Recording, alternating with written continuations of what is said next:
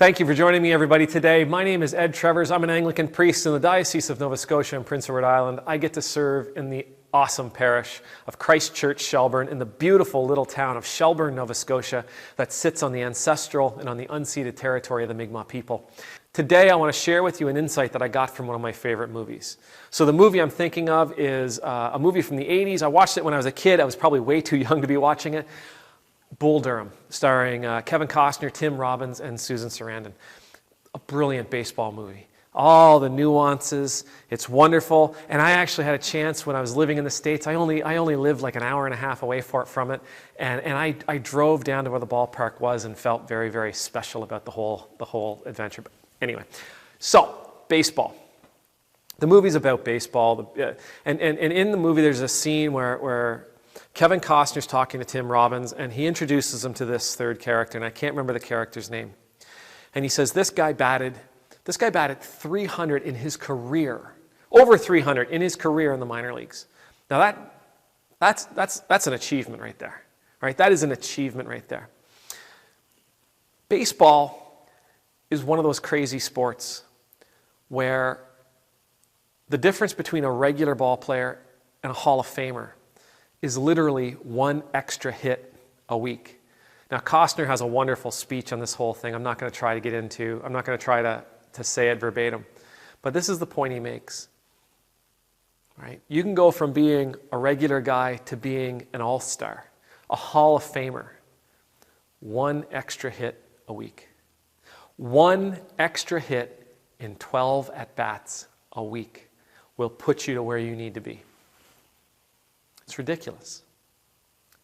I can't imagine being a professional baseball player and the stress they must feel, right? They are so statistically recorded that you pretty much know how often they burp, how often they spit, and as well as knowing how often they strike out against a left-hander with runners in scoring positions who pitched in the last 3 days.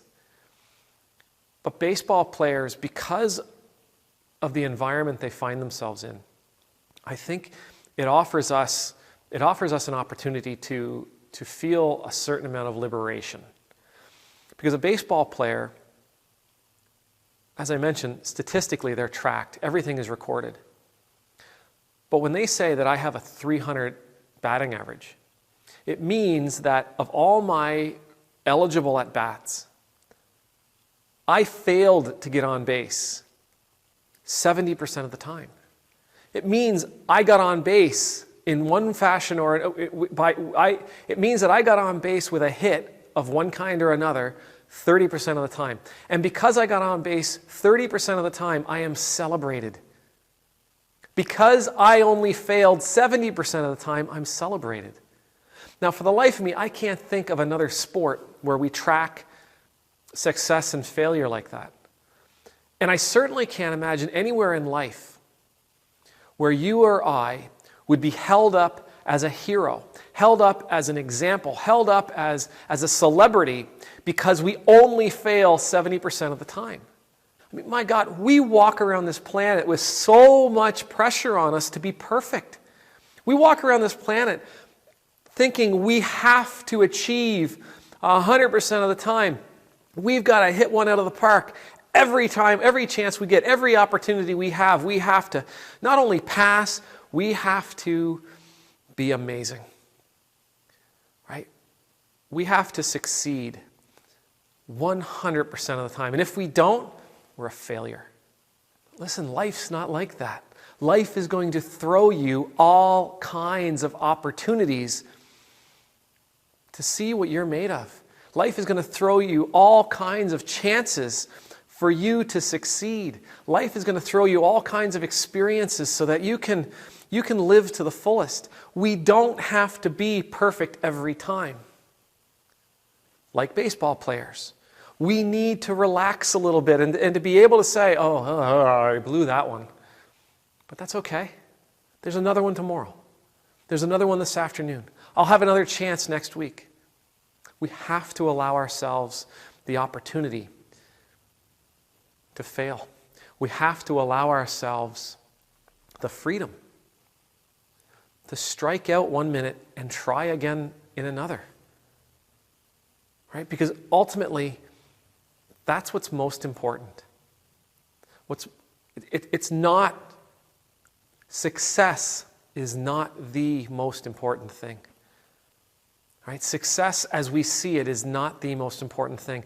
The absolute most important thing is that when life throws us an opportunity, when life gives us a chance, that we take the swing. I mean, who cares? Who cares if we fail 70% of the time? Failing 70% of the time means you're a Hall of Famer. What do you think about this? What else can baseball teach us about life? What else can baseball teach us about taking chances? Let me know in the comments below. May the Lord bless you. May the Lord keep you. May the Lord make his face shine upon you and be gracious to you. May the Lord lift up his countenance upon you, and may you know the peace of being in God's presence.